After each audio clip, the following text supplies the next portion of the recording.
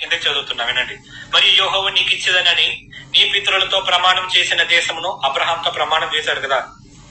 ఏమని? ఒరే అబ్రహామా, నువ్వు లేచి నేను నీకు చూపిస్తున్న దేశమునకు నువ్వు పో. ఆదికాండం 12వ అధ్యాయంలో ఉంటది. నేను నీకు చూపిస్తున్న దేశమునకు నువ్వు పో. అక్కడికి పోయి నేను చెప్పే మాటలన్నిటి నువ్వు అనుసరించి నడుచుకున్నట్లయితే ఆ కానాను భూభాగమును నీ యొక్క వంశానికి నేను ఇస్తానని దేవుడు అబ్రహాముకి ప్రమాణం చేశాడు. అదే ఇక్కడ చెప్తున్నాడు. ఏమని? యెహోవా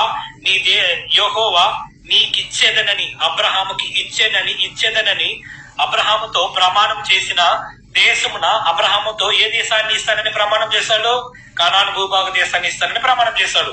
యెహోవా నీ గర్భ విషయంలోనూ, నీ పశువుల విషయంలోనూ, నీ నేల పంట విషయంలోనూ నీకు సమృద్ధిగా మేలు కలుగు చేయును. యెహోవా నీ దేశము మీద వర్షము దాన్ని కాలమందు కురిపించుటకును, నీవు చేయు కార్యమంతటిని ఆశీర్వదించుటకును ఆకాశమును తన మంచి ధన నిధిని తెరుచును. నీవు అనేక జనములకు అప్పించదువు, కానీ అప్పు చేయవు. అబ్బా, మనం అందరికీ అప్పిస్తామంట. ఎవరు అప్పు చేయమంట? మీ మనసాక్షులకు తెలుసు ఈ మాటకి అర్థము. మనం అందరికి అప్పిస్తున్నాం. మనం ధర్మశాస్త్రం కావాలి కదా. మనకు ధర్మశాస్త్రం మనం పాటించేవారు కదా, ఆజ్ఞలు పాటించేవారు. మనం అందరికి అప్పిస్తామంట, ఒకరి దగ్గర కూడా అప్పు తీసుకోమంట. ఈ ప్రశ్న మీ మనసాక్షికి నేను వదిలేస్తున్నాను. ఎవరెవరికి అప్పులు ఇస్తారో చూసుకోండి. నేను నీకు ఆజ్ఞాపించు మాటలన్నిటిలో దేని విషయంలోనూ గుడికి గాని,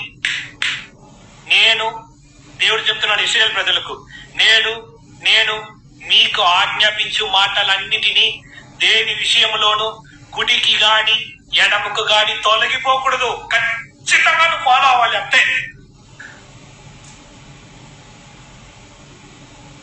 అన్యుల దేవతలను అనుసరింపకయు వాటిని పూజింపకయు నున్నయడలా నీవు అనుసరించి నడుచుకొనవలెనని నేను నీకు ఆజ్ఞాపించుచున్న నీ దేవుడైన యెహోవా ఆజ్ఞలను విని వాటిని అనుసరించి గైకొనినెడలా యెహోవా నిన్ను తలగా కాదు నిన్ను తోకగా నియమించును. నీ పైవాడుగా ఉండు, నువ్వు క్రిందవాడుగా ఉండవు. ఒకవేళ ఇది మనం కరెక్ట్ గా మనం గమనించాల్సిన విషయం. ఒకవేళ నేడు నీకు ఆజ్ఞాపించుచున్న ఆయన సమస్తమైన ఆజ్ఞలను నేడు నీకు ఆజ్ఞాపించుచున్న నిర్గమకాండము 20వ అధ్యాయము 15వ వచనం చదువుతున్నాను. నిర్గమకాండము 20వ అధ్యాయము 1-5వ వచనం చదువుతున్నాను.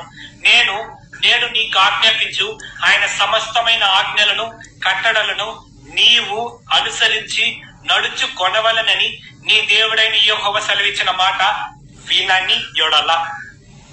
ఒకవేళ ఏదైనా ఒకటి